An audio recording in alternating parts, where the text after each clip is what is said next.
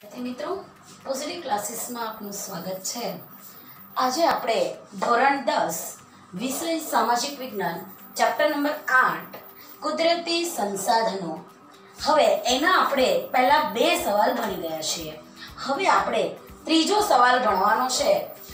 જોઈએ આપણે ત્રીજો સવાલ। કુદરતી સંસાધનોના આયોજન અને સંરક્ષણ માટે કઈ કઈ બાબતો વિચારવી જોઈએ। તો કે કુદરતી સંસાધનો છે એનું સંરક્ષણ આપણે કરવાનું છે, આયોજન કરવાનું છે, તો એના માટે આપણે કઈ કઈ બાબતોનો વિચાર કરવાનો છે એ વિશે આપણે આજે અહીંયા માહિતી મેળવવાની છે। તો સૌથી પહેલો પોઈન્ટ છે કે સંભવિત સંસાધનોની પ્રાપ્તિ માટે સંસાધનોના ગુણધર્મો વિશે જાણકારી।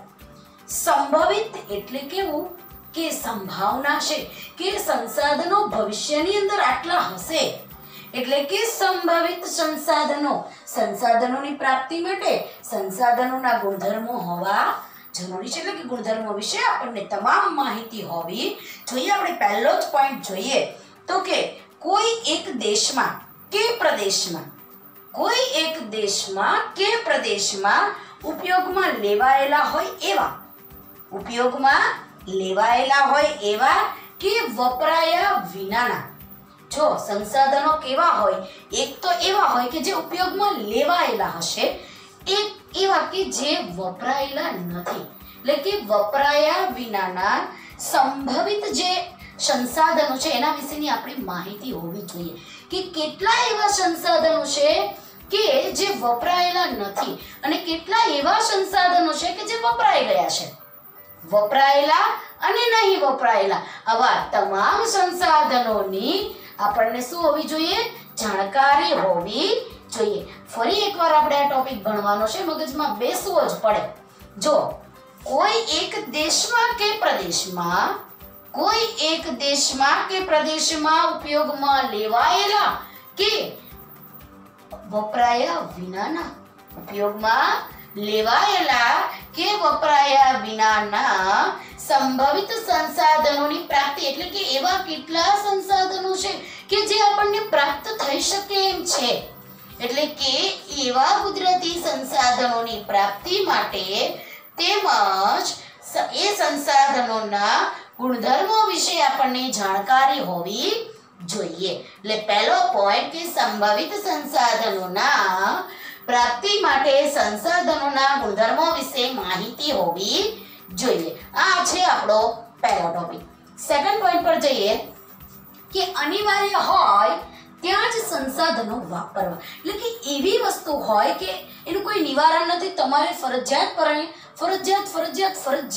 તમારે સંસાધનોનો ઉપયોગ કરવો પડે એમ હોય તો જ તમારે સંસાધનો વાપરવાના છે, બાકી તમારે સંસાધનોનો ઉપયોગ કરવાનો નથી। એટલે શું કીધું છે કે જે સંસાધનો મર્યાદિત પ્રમાણમાં છે, મર્યાદિત એટલે ઓછા, જે સંસાધનો મર્યાદિત પ્રમાણમાં છે અથવા જે અનવીનીકરણ એટલે કેવા સંસાધનો વિદ્યાર્થી મિત્રો કે જે સંસાધનો તમે એકવાર વાપરી નાખો છો, ફરી પાછા તમે એને ટૂંક સમયમાં એનું નિર્માણ નથી કરી શકતા, અને એવા સંસાધનો કે જે સંસાધનો પોતાના હિસ્સાનો એકવાર વપરાશ થઈ ગયો પછી ફરી પાછું એ જાતે જ એનું સરભર કરી શકતા નથી, એવા જે સંસાધનો છે કે એકવાર વપરાઈ ગયા પછી એ પૂરા, પછી ફરીવાર તમે જેનો ઉપયોગ કરી શકતા નથી, એવા અનવીનીકરણીય જે સંસાધનો છે, તો એવા સંસાધનોનો ઉપયોગ આપણે કેમ કરવાનો છે? તો કે વિવેકપૂર્ણ કરવાનો છે, કરકસરપૂર્વક કરવાનો છે। જ્યાં જરૂરિયાત હોય, અતિ જરૂરી હોય એવી જ જગ્યાએ સંસાધનોનો ઉપયોગ કરવો જોઈએ। એટલે કે જે સંસાધનો મર્યાદિત પ્રમાણમાં છે અથવા જે અનવીનીકરણીય સંસાધનો છે તેમનો વૈજ્ઞાનિક ઢબે વિચાર વિમર્શ કરવાનો છે, એટલે કે વૈજ્ઞાનિક ઢબે એના વિશે આપણે વિચાર વિમર્શ કરવાનો છે, અને અનિવાર્ય હોય ત્યાં જ આપણે આ સંસાધનો વાપરવાના છે। જ્યાં નથી જરૂરી ત્યાં તમે એનો ઓપ્શન શોધી શકો છો। હવે ઘણી વખત વિદ્યાર્થી મિત્રો આપણે ખનિજ જે છે એની આપણે ખાસ કરીને પેટ્રોલ, ડીઝલ એ બધી વસ્તુ એવી છે કે એનો ઉપયોગ આપણે ક્યાં કરીએ છીએ? તમે વિચારો, તમે પેટ્રોલનો ઉપયોગ ક્યાં કરો છો? કે ગાડી ચલાવવા માટે. તો હવે એવું જરૂરી નથી કે દરેક જગ્યાએ તમે ગાડી લઈને જ જઈ શકો. હવે ઘણી વખત તો આપણી અંદર એટલી હવે આળસ આવી ગઈ છે કે આપણે શું કરીએ છીએ કે એકદમ 2 ડગલા ચાલીને બી જવાનું હોય, સોસાયટીના નાકે બી જવું હોય, તો આપણે શું કરીએ છીએ, ગાડીની કિક મારીએ અને ગાડી લઈને જઈએ છીએ. તો વિચારો કે એ એક જે કુદરતી સંસાધન, એવું સંસાધન છે કે તમે પેટ્રોલનો એકવાર ઉપયોગ કરી નાખશો, ફરી પાછું તમારી ગાડીમાં જાતે ભરાઈ જવાનું નથી. એકવાર વપરાઈ જાય છે પછી ફરી પાછું એનું નિર્માણ તમે જાતે અમુક ટૂંક સમયની અંદર કરી શકતા નથી. એટલે કે એવા જે સંસાધનો છે કે જે એકવાર વપરાઈ ગયા પછી ફરી તેનું નિર્માણ કરતા બહુ વધારે સમય લાગતો હોય, તો એવા સંસાધનો વિશે આપણે વૈજ્ઞાનિક ઢબે વિચાર વિમર્શ કરવો જરૂરી છે અને અનિવાર્ય હોય ત્યાં જ આપણે એવા સંસાધનોનો ઉપયોગ કરવો જોઈએ. હવે આપણે જોઈએ થર્ડ પોઈન્ટ, સંસાધનોના વિકાસ માટે સઘન પ્રયાસો કરવા. કે સંસાધનોનો વિકાસ થાય એના માટે આપણે સઘન પ્રયત્નો કરવા જોઈએ કે જે સંસાધનોનું પ્રમાણ વધારી શકાય એવું હોય એના માટે આપણે પૂરતા આપણાથી બનતી તમામ કોશિશો આપણે કરવી જોઈએ. એટલે એવું કીધું છે કે જે સંસાધનોનું પ્રમાણ વધારી શકાય એવું હોય એવા સંસાધનોના પ્રમાણ વધારવા માટે આપણે સઘન પ્રયાસો કરવા જોઈએ. ત્યાર પછીનો 4th પોઈન્ટ છે મર્યાદિત સંસાધનોની જાળવણી કરવાની છે. હવે અમુક સંસાધનો એવા છે કે જે મર્યાદિત જથ્થાની અંદર છે, તો એના માટે આપણે શું કરવાનું છે કે મર્યાદિત સંસાધનોની આપણે જાળવણી કરવાની છે. હવે જે સંસાધનો હાલમાં સસ્તા કે સુલભ હોય, જે સંસાધનો હાલમાં સસ્તા કે સુલભ હોય અને એને આપણે જેમ તેમ વાપરી નાખીએ છીએ, જેમ ફાવે તેમ વાપરવાને બદલે આપણે એનું શું કરવાનું છે, ભવિષ્યની જરૂરિયાત માટે કરકસર કરીને એને વાપરવાના છે. એટલે કે આપણી જે ભવિષ્યની પેઢી છે એને તમામ કુદરતી સંસાધનો મળી રહે. જોજો વિદ્યાર્થી મિત્રો, ફરીવાર આપણે આ ટોપિક જોઈએ કે જે સંસાધનો હાલમાં ખૂબ જ સસ્તા છે પણ આરામથી મળી રહે છે, જેમ કે પાણી. પાણી એક કુદરતી સંસાધન છે. હવે આ જે કુદરતી સંસાધન છે પાણી, એનો તમે વિવેકપૂર્ણ ઉપયોગ નહીં કરો તો પાણીનું શું થશે, પાણીનો જેમ તેમ ઉપયોગ કરવાથી પાણી વધારે વપરાશે અને ભવિષ્યમાં શું થશે કે જે ભવિષ્યની આપણી પેઢી છે એને આપણે પાણી પૂરું પાડી શકીશું નહીં. એટલે આપણને અત્યારે તો એવું લાગે છે કે ખૂબ જ સસ્તું છે, આપણે જેમ તેમ વાપરીએ તો ચાલશે, પણ નહીં. આપણે તો ગાંધીજી પણ એવું કહેતા હતા કે પાણી એ કુદરતી સંપત્તિ છે, બધાની સંપત્તિ છે, એ આપણા એકની નથી. આપણે એનો કરકસર પૂર્વક ઉપયોગ કરવો જોઈએ. આપણા દેશના રાષ્ટ્રપિતા આપણને એવું કહીને ગયા છે અને વિદ્યાર્થી મિત્રો, આપણે બીજું કંઈ ના કરીએ તો કંઈ નહીં, પણ આપણે આપણા રાષ્ટ્રપિતાનું માન તો રાખી જ શકીએ. એટલે હું કહું છું તમને કે પાણી જેવી સસ્તી વસ્તુ જે તમને લાગે છે એ પણ ભવિષ્યની અંદર બહુ મોંઘી થવાની છે. કારણ કે પાણી અત્યારે આપણે મન ફાવે તેમ વાપરીએ છીએ, એટલે શું થાય છે કે ભવિષ્યમાં પાણીની પણ તંગી આવવાની છે. એટલે એવું કીધું છે કે જે સંસાધનો સુલભ છે, સસ્તા છે, આસાનીથી મળી રહે એમ છે, એવા સંસાધનોને પણ આપણે મન ફાવે એમ વાપરવાના નથી. આપણે એનું શું કરવાનું છે, વિવેકપૂર્ણ ઉપયોગ કરવાનો છે. હવે એના પછીનો પોઈન્ટ છે, એના પછીનો જે પોઈન્ટ છે જોઈએ, સંસાધનોના સંરક્ષણ માટે કાયદાકીય નિયમો બનાવી તેનો સખ્તાઈથી અમલ કરવો જોઈએ. જો હજી એક પોઈન્ટ આપણો વચ્ચે રહી જાય છે વિદ્યાર્થી મિત્રો, જોઈએ કે જે સંસાધનો મર્યાદિત પ્રમાણમાં પ્રાપ્ય છે એને આપણે જાળવી રાખવાના છે, બરાબર છે. ટેકનોલોજીનો ઉપયોગ કરી એના વિકલ્પો શોધવાના છે. વિદ્યાર્થી મિત્રો, તમને ખબર છે સૂર્યપ્રકાશથી ચાલતી ગાડી, બેટરીથી ચાલતી ગાડી, એવી આપણે શોધ કરીએ, ટેકનોલોજીનો વિકાસ કર્યો અને સાથે આપણે શું કર્યું, કુદરતી સંસાધનોનો વિવેકપૂર્ણ ઉપયોગ કર્યો. કે પેટ્રોલ અને ડીઝલને જો બચાવવા હોય તો આપણે શું કરવું પડશે, સ્વાભાવિક છે આપણે બેટરીવાળી ગાડી અથવા તો આપણે પાણીથી ચાલતી કે સૂર્યથી ચાલતી એવી ગાડીઓ બનાવશું. આપણે સૌર ઉર્જા જે છે એ ક્યારેય ખૂટતી નથી, અખૂટ સ્ત્રોત છે. કુદરતનો આપેલો સૌથી અખૂટમાં અખૂટ સ્ત્રોત હોય તો સૌર ઉર્જા છે. તો વિદ્યાર્થી મિત્રો એવું કહેવાય છે કે ટેકનોલોજીનો ઉપયોગ કરી તમારે શું કરવાનું છે? ઓપ્શન શોધવાના છે, વિકલ્પો શોધવાના છે કે જેથી કરીને તમે કુદરતી સંસાધનોનો વિવેકપૂર્ણ ઉપયોગ કરો અને એને બચાવી શકો, જે આપણા માટે લાંબા ગાળે ખૂબ જ ફાયદાકારક છે. ત્યાર પછી છે સરકારે સંસાધનોના સંરક્ષણ માટે કાયદા અને નિયમો બનાવવાના છે, અને કડક કાયદા અને નિયમો હશે તો જ આપણે સંસાધનોને બચાવી શકીશું અને આપણી ભવિષ્યની જે પેઢી છે એને આપણે સંસાધનો પૂરા પાડી શકીશું. ત્યાર પછી છે સંસાધનોનો વિવેકપૂર્ણ ઉપયોગ કરવા માટે સૌપ્રથમ તો આપણે શું કરવાની છે? જનજાગૃતિ, લોકોને જાગૃત કરવાના છે. કેમ કે લોકો જો મન ફાવે તેમ આ સંસાધનોનો ઉપયોગ કરશે તો સંસાધનો ખૂટી જાય એમ છે, અખૂટ નથી. સૂર્યનું જે સ્ત્રોત છે જે આપણને અખૂટ કહેવાય છે, પરંતુ જે બાકીના સંસાધનો છે એ વાપરતા ખૂટી જાય છે. એટલે કે જે એવા ખૂટી જાય તેવા સંસાધનો છે એનો આપણે વિવેકપૂર્ણ ઉપયોગ કરવા માટે શું કરવાનું છે? પહેલા તો લોકોને એનાથી વાકેફ કરવાના છે. જનજાગૃતિ લાવવી ખૂબ જ જરૂરી છે. હવે આપણો અહીંયા એક સવાલ શોર્ટ ક્વેશ્ચન અહીંયા પૂરો થાય છે. ફરી એકવાર આપણે એના પોઈન્ટ જોઈ લઈએ. ચાલો, ક્વેશ્ચન નંબર 3 ની અંદર પહેલો પોઈન્ટ છે કે સંભવિત સંસાધનો છે એની પ્રાપ્તિ માટે આપણે સંસાધનોના ગુણધર્મો વિશે આપણને ખબર હોવી જોઈએ કે આ સંસાધન કેવું છે, ભવિષ્યમાં ખૂટી જાય એવું છે, ફરીવાર તેનો ઉપયોગ કરી શકાય એમ છે, નજીકના ભવિષ્યમાં એનું ફરીથી જલ્દીથી પુનર્નિર્માણ થઈ શકે એમ છે, એ વિશે આપણને પૂરી જાણકારી હોવી જોઈએ. ત્યાર પછી છે કે અનિવાર્ય હોય ત્યાં જ સંસાધનોનો ઉપયોગ કરવો. ત્યાર પછીનો પોઈન્ટ છે સંસાધનોના વિકાસ માટે સઘન પ્રયાસો કરવા. સંસાધનોનો કરકસરપૂર્વક ઉપયોગ કરી તેની સાચવણી કરવાની છે. મર્યાદિત સંસાધનોની જાળવણી.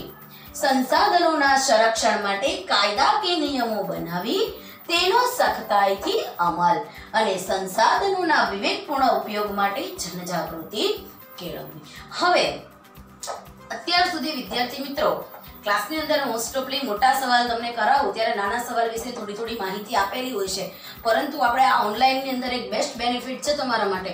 ઓનલાઈન શિક્ષણની અંદર પોઝિટિવ ક્લાસીસ તરફથી એક ઓફર, ટૂંકા સવાલ બી કરાવવામાં આવશે. બોલો, આપણે પહેલા પાર્ટ તો આપણે જૂનની અંદર ભણ્યા, બીજો પાર્ટ જે છે એની અંદર મેં તમને શોર્ટ ક્વેશ્ચન બી કરાવ્યા છે અને આ પાઠની અંદર પણ હું તમને શોર્ટ ક્વેશ્ચન પણ કરાવવાની છું.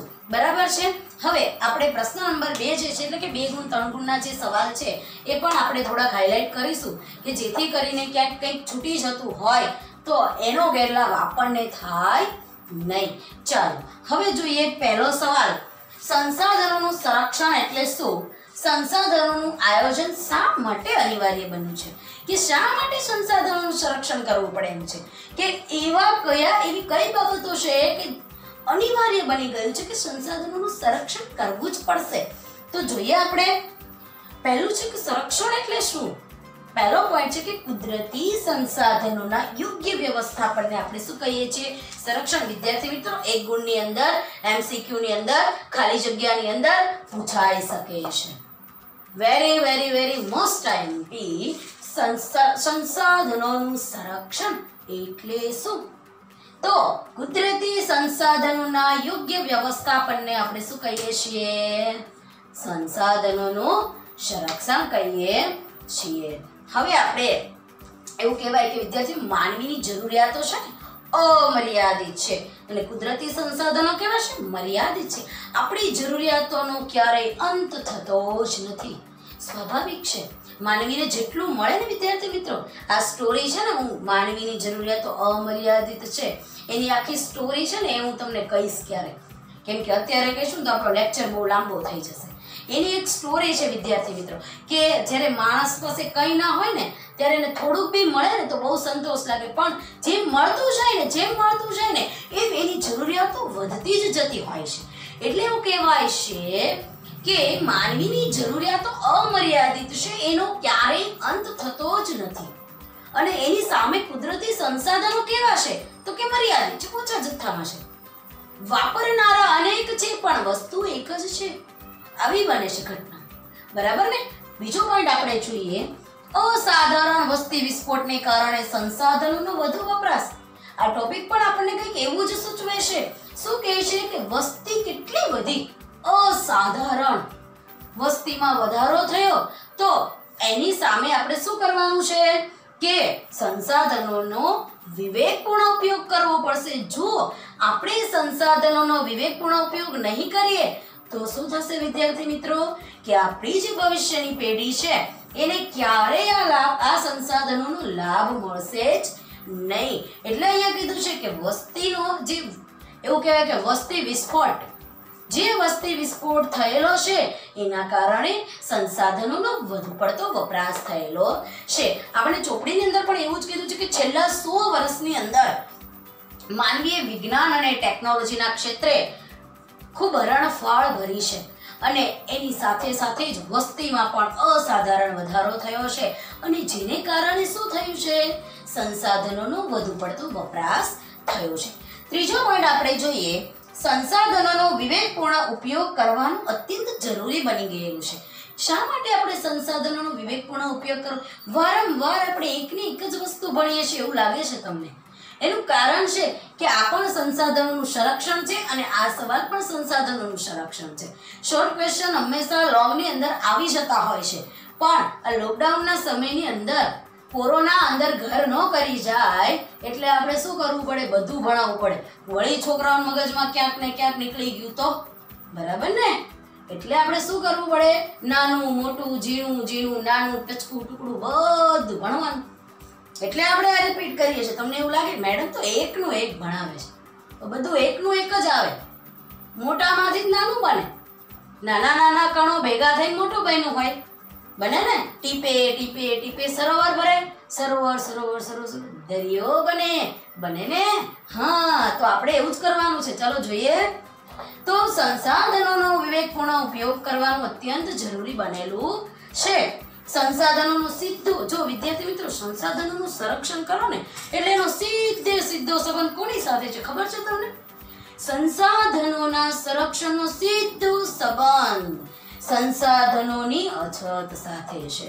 કે જો તમે વિવેકપૂર્ણ ઉપયોગ કરો, સંસાધનોનું સંરક્ષણ વ્યવસ્થિત રીતે કર્યું તો શું થશે? સંસાધનોની અછત રહેશે નહીં.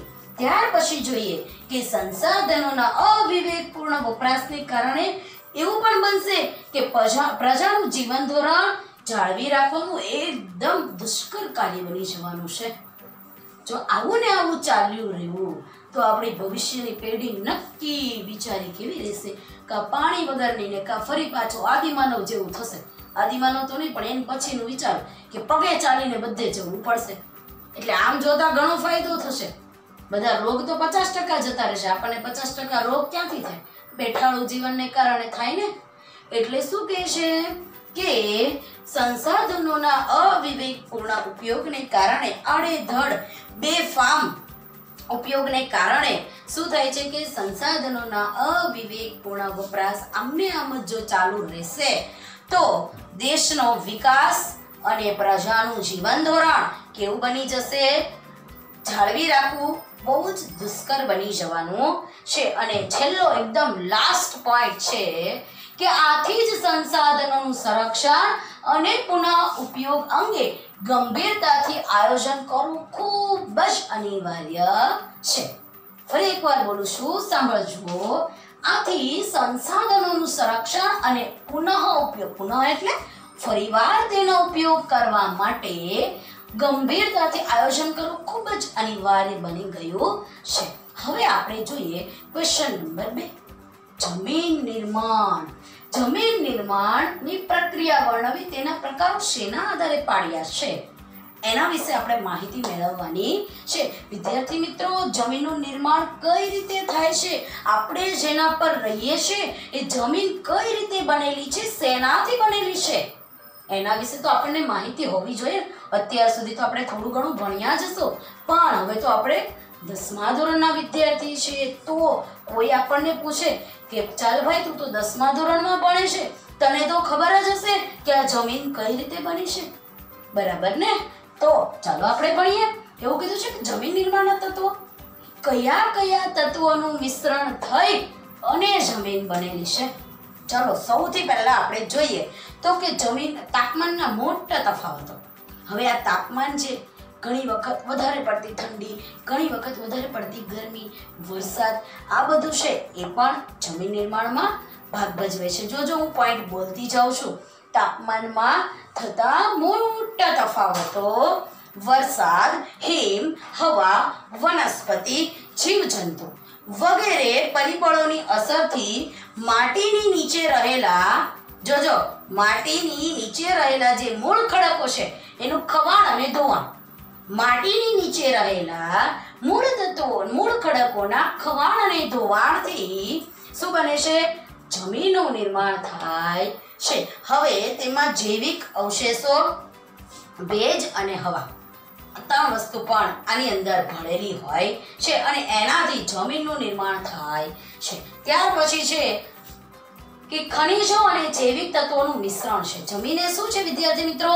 કે ખનિજો અને જૈવિક તત્વોનું મિશ્રણ છે. વનસ્પતિના વૃદ્ધિ અને વિકાસ કરવાની ક્ષમતા ફક્ત અને ફક્ત જમીનની અંદર છે. આપણે ધારીએ કે આપણે જે આરસ પહાડ જે પડ્યો છે એની ઉપર તમે છોડવો મૂકી દો તો નહીં ઉગે, ગમે તેમ કરો, માટી સિવાય કોઈ વસ્તુ ઉગવાની નથી. એટલે કે જમીનની અંદર એવી શક્તિ છે, એવી ક્ષમતા છે કે વનસ્પતિનો વૃદ્ધિ અને વિકાસ કરી શકે છે. આ પોઈન્ટ ટૂંકા સવાલની અંદર અથવા તો ખાલી જગ્યાની અંદર પૂછે કે વનસ્પતિના વિકાસ અને એની વૃદ્ધિ માટે ખાલી જગ્યા જરૂરી છે તો કે જમીન. બરાબર છે. ત્યાર પછીનો પોઈન્ટ આપણે જોઈએ આબોહવાની વ્યાપક અને ગાઢ અસર. જમીન ઉપર વિદ્યાર્થી મિત્રો ખાસ કરીને આબોહવાની ખૂબ જ અસર થાય છે. જોઈએ કઈ રીતે? તો કે જમીનનો જે ઉત્પત્તિ એટલે કે જમીનનું નિર્માણ, જે ઉત્પત્તિનો સમયગાળો છે એ સમયગાળા દરમિયાન તેની ઉપર તે પ્રદેશની આબોહવા, કે જે પ્રદેશની જમીન છે ને એ પ્રદેશની આબોહવા જમીન ઉપર ખૂબ જ અસર કરે છે. જમીનની ઉત્પત્તિના સમયગાળા દરમિયાન જે તે પ્રદેશની આબોહવા જે તે પ્રદેશની જમીનને ખૂબ જ અસર કરે છે, વ્યાપક પ્રમાણની અંદર અસર કરે છે, ગાઢ અસર કરે છે અને પરિણામે તે દેશની આબોહવા વાળા જે પ્રદેશો છે એમાં વિભિન્ન એટલે કે જુદા જુદા પ્રકારના ખડકોમાંથી બનતી જમીન લાંબા સમય સુધી કે લાંબા સમય પછી પણ એક જ પ્રકારની રહે છે, એમાં કોઈ ફેરફાર થતો નથી. હવે તમે કચ્છની અંદર જાઓ ને વિદ્યાર્થી મિત્રો તો તમને ત્યાં રણ પ્રકારની જ જમીન જોવા મળે છે. હવે ત્યાર પછીનો પોઈન્ટ આપણે જોઈએ તો કે જુદી જુદી આબોહવાને કારણે જમીનની અંદર પણ વિવિધતા જોવા મળે છે. હવે જુદી જુદી આબોહવા છે. જોજો એક જ પ્રકારના માત્ર ખડકમાંથી બનેલી છે પણ આબોહવા કેવી છે?